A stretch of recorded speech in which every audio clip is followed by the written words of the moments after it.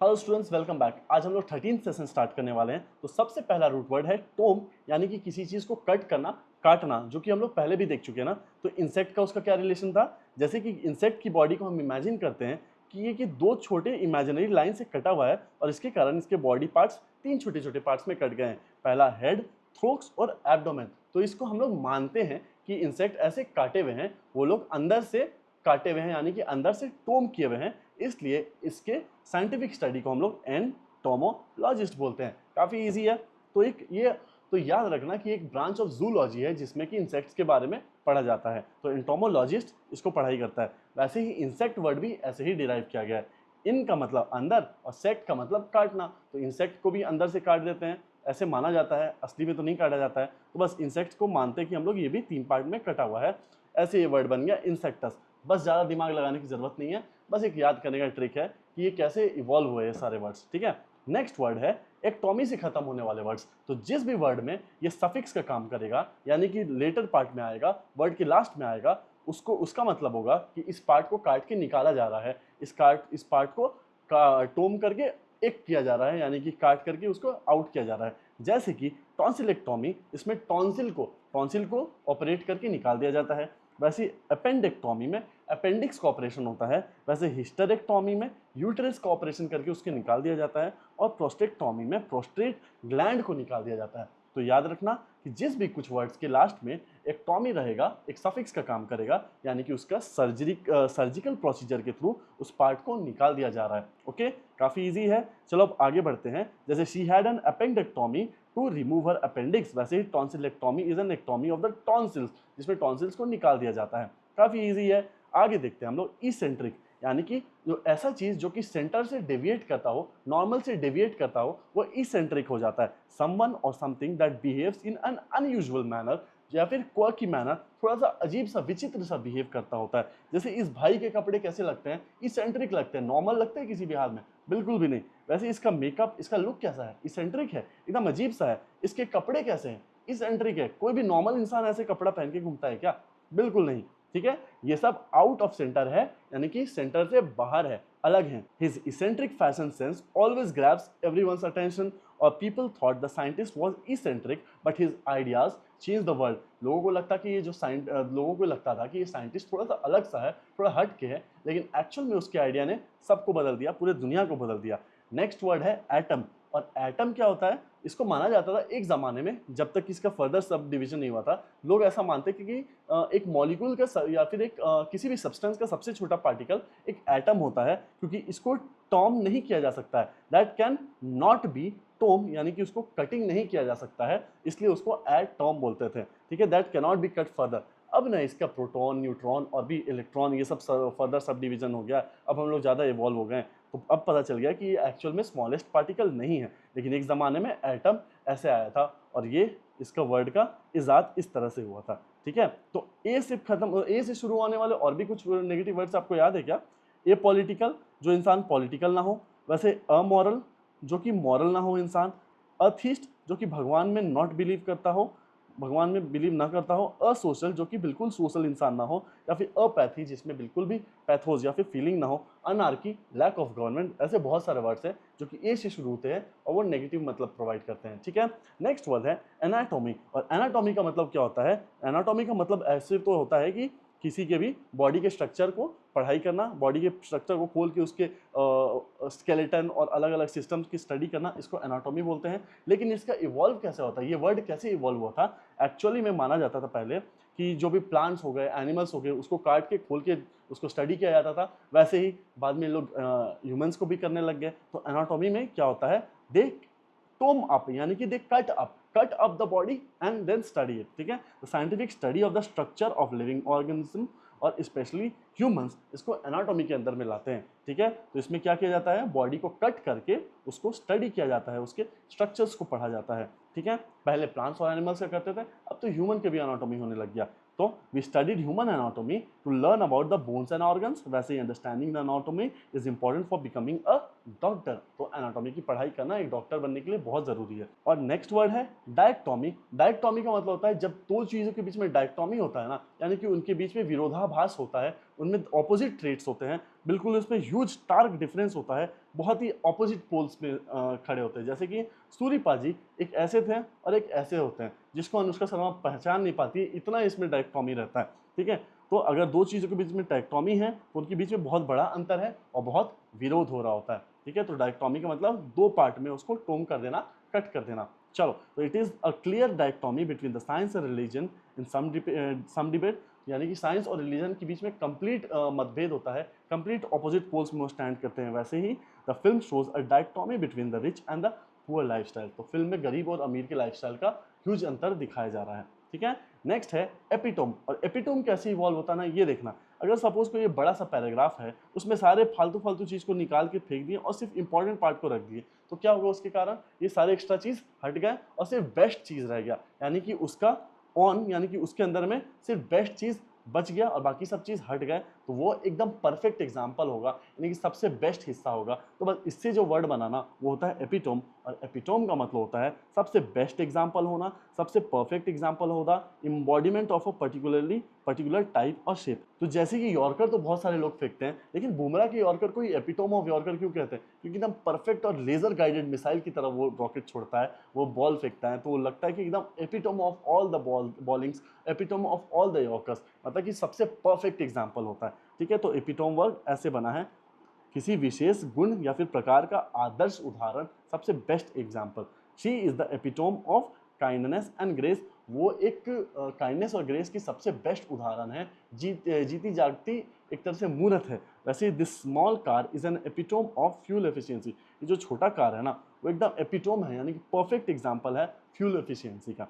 Next, tome. और tome का मतलब क्या होता है? ऐसे तो टोम एक रूट वर्ड भी होता है, लेकिन इससे एक इंग्लिश वर्ड भी बना है और इसका मतलब होता है बहुत ही भारी भरकम किताब। यानी कि पहले के टाइम में बहुत बड़े बड़े बुक्स लिखे जाते थे ना, बहुत वॉल्यूम्स में लिखे जाते थे, तो उनको काफ़ी डल और बोरिंग माना जाता था। तो एक ऐसा बुक जो कि बहुत हैवी है, डल है, बोरिंग सा है और उसके कई वॉल्यूम्स है, तो उसके वॉल्यूम्स को, उसके हिस्से को हम लोग टोम बोलते हैं। ठीक है, तो अर्लियर इसका मतलब होता था कि a part of a larger work of many volumes, बहुत सारे वॉल्यूम्स में से एक हिस्सा, उसको टोम बोलते थे। लेकिन आज के दिन में वो हिस्सा को इज्जत नहीं मिलता है, लोग उसको बोरिंग मानते हैं।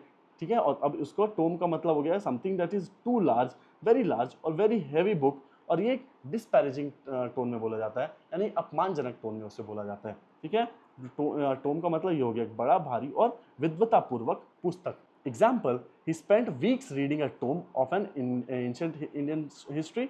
वैसे ही एक भारी भरकम किताब पढ़ते हुए पूरा हफ्ता निकाल दिया। The professor wrote a tome on the political philosophy. जो पॉलिटिशियन है, प्रोफेसर है, वो किसके ऊपर एक टोम लिखा, एक भारी किताब लिखा? पॉलिटिकल फिलोसफी पे। ओके, नेक्स्ट रूट है लोगोस। और लोगोस का मतलब होता है वर्ड्स और स्पीच। ऐसे तो लोगोस का मतलब स्टडी भी होता है, लेकिन आज इस वाले सेक्शन में हम लोग वर्ड या फिर स्पीच के बारे में देख रहे हैं।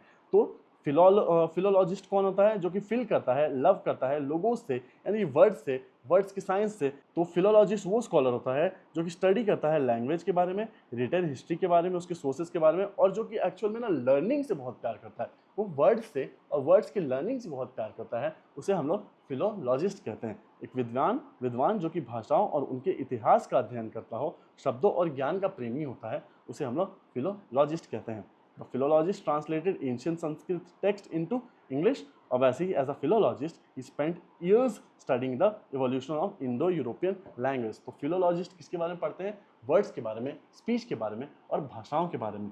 तो लिंग्विस्टिक्स क्या होता है? लिंग्विस्टिक्स में लिंग्विस्टिक बना है लिंग्वा से, जिसका मतलब होता है टंग, और ऐसे साइंटिफिक स्टडी जिसमें लैंग्वेज, भाषाओं और उनके स्ट्रक्चर्स के बारे में पढ़ाई किया जाता है, उसे लिंग्विस्टिक्स कहते हैं। भाषा और उसकी संरचना का अध्ययन, वैज्ञानिक स्टडी करना। She is studying linguistics to understand how different languages evolve. वो लिंग्विस्टिक्स इसलिए पढ़ना चाहती हैं ताकि वो जानना चाहती है कि कैसे अलग अलग तरह के भाषाएं इवॉल्व किए हैं टाइम के साथ। वैसे linguistics help in decoding how children learn to speak. Linguistics से पता चलता है कि बच्चे बोलते कैसे हैं, कैसे सीखते हैं भाषा को बोलना। नेक्स्ट जो रूट वर्ड है वो है फिल। और फिल का मतलब होता है प्यार करना। अब देखना हम लोग कितने तरह के वर्ड से प्यार करेंगे। ओके, सबसे पहले फिलोलॉजिस्ट, जो कि देख चुके हैं अभी हम लोग, जो कि वर्ड्स और स्पीच से प्यार करता है। नेक्स्ट है फिलैंथ्रोपिस्ट। फिलैंथ्रोपिस्ट किससे प्यार करता है? एंथ्रोपोस से, यानी मैनकाइंड से, मानव जाति से प्यार करता है और उनके लिए बहुत चैरिटी वर्क करता है। नेक्स्ट वर्ड है फिलएंडर, फिलएंडर नया वर्ड है, ठीक है। अभी हम लोग थोड़ा रिवीजन चल रहा था, कुछ कुछ वर्ड वापस रिपीट हो रहे थे, लेकिन ये नया वर्ड है। तो फिलएंडर ऐसा एंडर होता है, ऐसा मेल होता है जो हर किसी से फिल कर लेता है, हर किसी से प्यार कर लेता है, सबको अपना दिल दे के आ जाता है, तो उसे हम लोग फिलएंडर बोलते हैं। To engage in the casual romantic और sexual relationship with many people often in a flirtatious and unfaithful way. तो ऐसे लोग जो कि दिलफेक से होते हैं, सबसे प्यार कर बैठते हैं, उसे हम लोग फिलैंडर कहते हैं। Okay, he is known to philander despite being married, वो कि मैरिड होने के बाद भी फिलैंडर बन के घूम रहा है। वैसे ही the girls avoided him because he had the habit to philander without serious intention. लड़कियां उसे क्यों नहीं पसंद करती थी, वो कि ऐसे ही हर किसी से रिश्ता बनाते घूमते फिरता है, दिल फेक करते चलता है, तो वो फिलैंडर है, ठीक है। चलो नेक्स्ट वर्ड है फिलॉसफी, और फिलॉसफी किससे प्यार करता है, विजडम से, यानी कि ज्ञान से प्यार करता है। तो फिलॉसफर जो होता है विजडम यानी कि ज्ञान से प्यार करते हैं। The study of the fundamental question about the existence, knowledge, values and the reason. ये लोग ऐसे ऐसे डेप्थ वाले क्वेश्चंस को एड्रेस करते हैं, बहुत बड़ी बड़ी ज्ञान की बातों को एड्रेस करते हैं, और हमेशा ज्ञान को सीख करते हैं, उनको हमेशा ज्ञान चाहिए होता है, तो इनको हम लोग फिलोसोफर्स कहते हैं। तो she chose to study philosophy to understand the meaning of life, life का रहस्य और मतलब जानने के लिए उसने फिलोसफी चूज किया। वैसे his life philosophy is to stay kind no matter what happens, उसका लाइफ का फिलोसफी है कि हमेशा दयालु रखना है, दिल में दूसरों के लिए भाव रखना है, चाहे कुछ भी हो जाए, तो ये है फिलोसफी। नेक्स्ट वर्ड है फिल हार्मोनिक, और फिल हार्मोनिक वो लोग होते हैं जो कि हार्मोनिकोस यानी कि म्यूजिकल इंस्ट्रूमेंट से प्यार करते हैं या फिर म्यूजिक से प्यार करते हैं, वो लोग होते हैं फिल हार्मोनिक पीपल, ठीक है। ये लोग म्यूजिक से प्यार करते हैं। या फिर रिलेटिंग टू सिम्फोनिक ऑर्केस्ट्रा, जिसमें एक साथ सिम्फनी के साथ, मतलब एक कोऑर्डिनेशन के साथ म्यूजिक प्ले करता है, उसको हम लोग फिल हार्मोनिक भी बोलते हैं। नेक्स्ट वर्ड है बिब्लियोफाइल, और बिब्लियोफाइल किससे प्यार करते हैं, बुक्स से। और बुक्स से सिर्फ प्यार ही करते हैं, उसको पढ़ते नहीं है, सिर्फ उसको कलेक्ट करते हैं और रख लेते हैं। वो दोनों इस तरह के लोग जो बुक को कलेक्ट करके रख भी लेते हैं और उसको जो पढ़ते भी हैं, दोनों बिब्लियोफाइल के अंदर में आते हैं। The person who loves books और कलेक्ट्स बुक, ये लोग होते हैं बिब्लियोफाइल।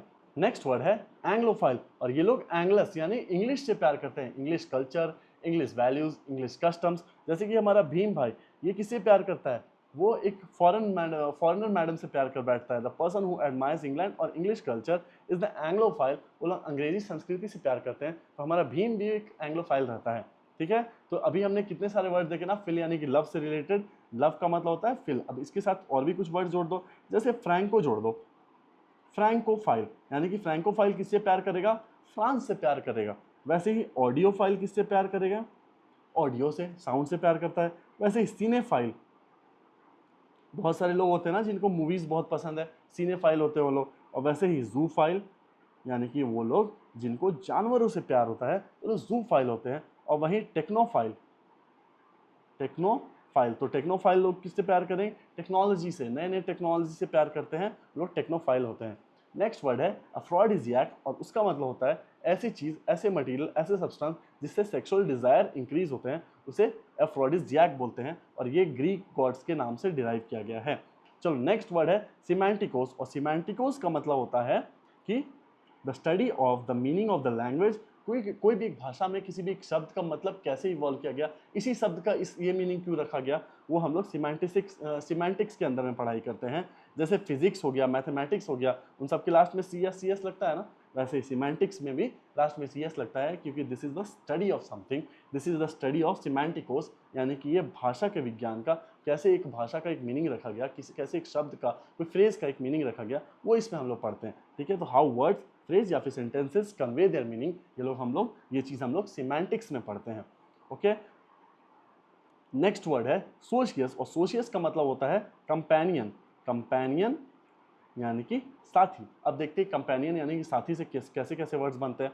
सबसे पहले सोशियोलॉजिस्ट, सोशियोलॉजिस्ट किसके बारे में पढ़ता है, पूरे समाज के बारे में, क्योंकि समाज में हम लोग सब एक दूसरे के साथी हैं, तो इसके बारे में जो पढ़ाई करता है वो सोशियोलॉजिस्ट होता है। और ऐसा वैज्ञानिक जो कि मानव समाज को पढ़ाई करता है, सामाजिक बिहेवियर और संबंधों की अध्ययन करता है, वो सोशियोलॉजिस्ट होता है। पहले भी देख चुके हैं इस वर्ड को। अब नया वर्ड है एसोसिएट, और एसोसिएट का मतलब होता है पार्टनर, एक तरह से साथी होता है ना, सोशियस का मतलब साथी, वैसे एसोसिएट आपका साथी होगा, आपका पार्टनर होगा। तो पार्टनर और the colleague in the business या फिर वर्क, कहीं पे भी आपको जो साथी होगा उसे आप लोग एसोसिएट कहोगे। तो he is my associate in the new startup project, वो मेरा एसोसिएट है, वो मेरा साथी है नए स्टार्टअप प्रोजेक्ट में। नेक्स्ट वर्ड है सोशलाइज, और सोशलाइज करने का मतलब होता है किसी से दोस्ती करने का प्रयास करना, किसी के साथ सोशल बनने का प्रयास करना, किसी से इंटरेक्ट करना या फिर उसके साथ टाइम स्पेंड करना। जैसे कि जनार्दन जाकर रॉकस्टार मूवी में जाता है हीर से बात करने के लिए, वो उससे सोशलाइज करने की कोशिश करता है, बल्कि वो सब गड़बड़ करके आ जाता है। ठीक है, तो दूसरे के साथ मिलना जुलना या फिर समय बिताना, इसका मतलब होता है सोशलाइज करना। He finds it hard to socialize at the large parties, उसको बहुत मुश्किल आती है सोशलाइज करने में, नए नए दोस्त बनाने में। वैसे ही children should be encourage to socialise with the classmates, children को इनकरेज करना चाहिए कि आप लोग अपने क्लासमेट्स के साथ दोस्ती करो, उनके साथ सोशलाइज करने की कोशिश करो। ओके, नेक्स्ट वर्ड है सोसाइटी यानी कि समाज, इसमें याद करने की जैसा कुछ भी नहीं है। और नेक्स्ट वर्ड है सोशिएबल यानी कि ऐसा पर्सन जो कि सोशलाइज करने के लायक हो, जिसे दोस्त बनाना बहुत पसंद हो, जिसे नए नए फ्रेंड्स बनाना पसंद हो। तो friendly and enjoying the company of others are inclined to interact with other people is a sociable person. Okay, he is very sociable person who loves to attend parties. वैसे ही the being sociable helps in building strong professional networks. Next word है anti social, और anti का मतलब होता है against। तो मतलब कि ऐसा इंसान जो कि किसके खिलाफ है, सोशल होने के खिलाफ है, जिसको ज़्यादा सोशल होना पसंद नहीं है, ज़्यादा दोस्त बनाना पसंद नहीं है, अकेले धकेला रहना ज़्यादा पसंद है। तो not wanting to interact with others, harmful या फिर हॉस्टाइल टू सोशल ऑर्डर, वो लोग होते हैं एंटी सोशल पर्सन, असामाजिक से व्यक्ति। और वही जो असोशल जो व्यक्ति होते हैं, असोशल जिसमें सिर्फ ए लगा है और ए का मतलब नॉट होता है, तो ऐसे व्यक्ति जो कि ज़्यादा सोशल नहीं है, ज़्यादा फ्रेंडली नहीं है, ऐसा वो लोग एंटी सोशल नहीं है, वो लोग लोगों से नफरत नहीं करते हैं जैसे एंटी सोशल करता था, बल्कि ये लोग सिर्फ अकेला रहना पसंद करते हैं, इनको ज़्यादा दोस्त बनाना पसंद नहीं है। एक तरह से इन लोग इंट्रोवर्ट हैं। ओके, तो जो कि नॉट सोशल है, लैकिंग द मोटिवेशन और desire to engage in social interaction but not hostile, दूसरों से नफरत नहीं करते लोग एंटी सोशल की तरह। ओके, जैसे कि नैना, नैना तलवार गीतांजलि की कज़न, ये कैसी रहती है, असोशल रहती है स्टार्टिंग में, बट बनी से मिलने के बाद वो भी काफ़ी सोशलाइज करना स्टार्ट कर देती है। तो असोशल का मतलब so she is not so rude, just naturally asocial और प्रिफर सॉलिट्यूड। ये जो रहती है नैना, जैसे कि ये रूड नहीं होती है, बस नेचुरली असोशल रहती है, ज़्यादा उसको दोस्त बनाने पसंद नहीं होते हैं।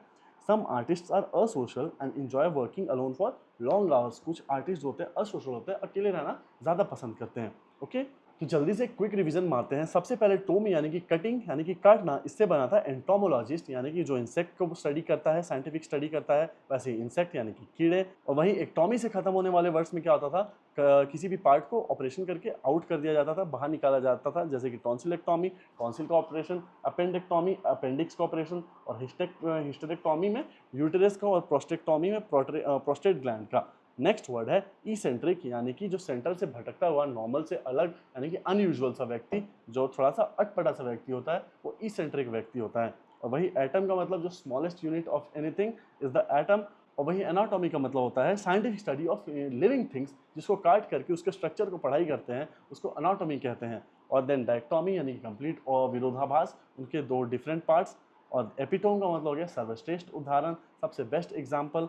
और टोम का मतलब होता है भारी भरकम किताब, ऑफन डिस्पैरेजिंग टोन में, यानी कि उसको बुरा टोन में बोल रहे होते हैं कि ये खराब चीज़ है, मतलब भारी भरकम चीज़ है, बोरिंग सा चीज़ है। और वही लोगोस का मतलब होता है वर्ड्स या फिर स्पीच यानी कि शब्द। और नेक्स्ट है फिलोलॉजिस्ट। फिलोलॉजिस्ट कौन था, जो कि शब्द के बारे में पढ़ते हैं, वर्ड्स के बारे में, भाषा के बारे में पढ़ते हैं, उनको ज्ञान जमा करना भी पसंद है। और नेक्स्ट है लिंग्विस्टिक्स यानी कि जिसमें भाषा के बारे में स्टडी होता है डीपली। नेक्स्ट फिल से रिलेटेड वर्ड्स था, फिल का मतलब प्यार। सबसे पहले फिलोलॉजिस्ट, जो कि हम लोग ऑलरेडी देख चुके हैं। देन फिलैंथ्रोपिस्ट, जो कि मनुष्य जाति से प्यार करते हैं और बहुत चैरिटेबल वर्क करते हैं। और वही फिलैंडर, ऐसे आदमी होते हैं जो सबको दिल अपना फेंक करके दे देते हैं।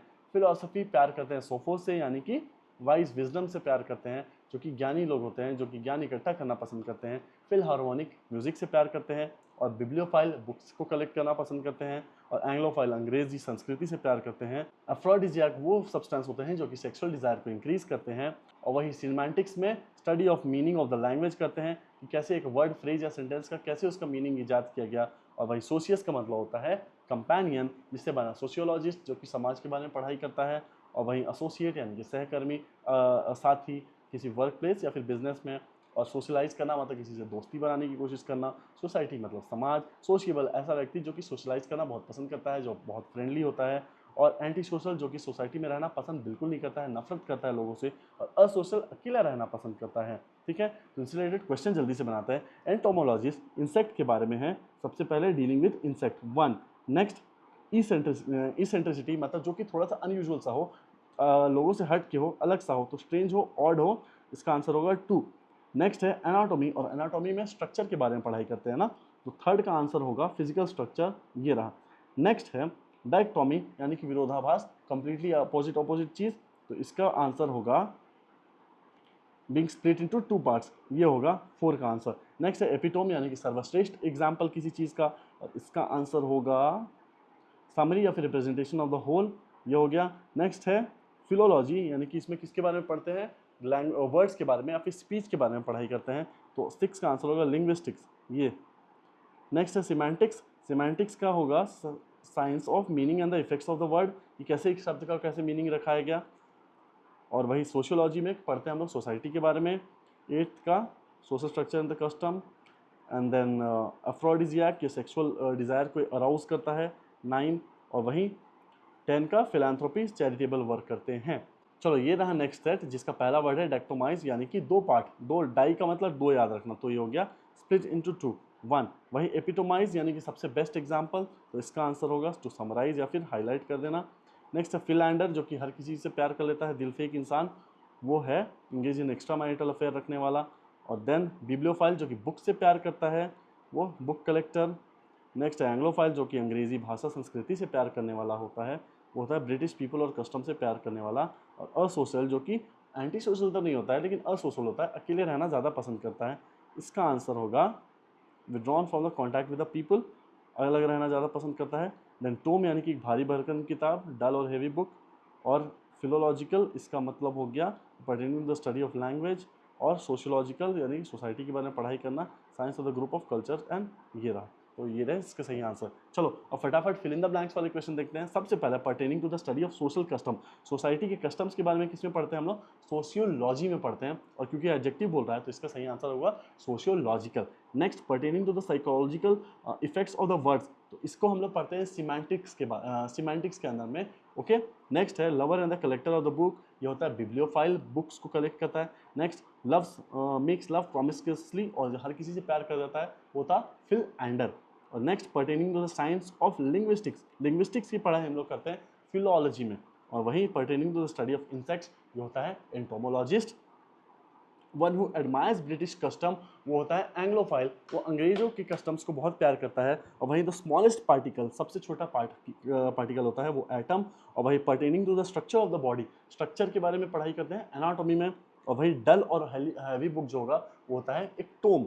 नेक्स्ट स्प्लिट इनटू 2, 2 पार्ट में, यानी कि डाई में उसको डिवाइड कर देना, तो डाइक्टोमाइज, डाइक्टोमस। और वही टू स्प्लिट इनटू 2, इसका मतलब 2 पार्ट में काट देना, तो वो होगा डाइक्टोमाइज। और कंडेंसेशन, समरी और the representation of the whole, वो एपिटोम होगा किसी चीज़ का, यानी कि सबसे best example. To stand for the whole और टू समराइज, इसका मतलब होता है एपिटोमाइज, किसी चीज़ को छोटा कर देना, समराइज कर देना। ठीक है, कि वर्ब है इसलिए उसके लास्ट में IZE लग रहा है। और वही pertaining to the charitable activities, charitable activity कौन करता है, फिलैंथ्रोपिस्ट करता है। फिर out of the norm, normal से हट के, तो वो होता है इसेंट्रिक। और the one who plays around, ये पहले भी हम लोग देख चुके हैं, फिलैंडरर।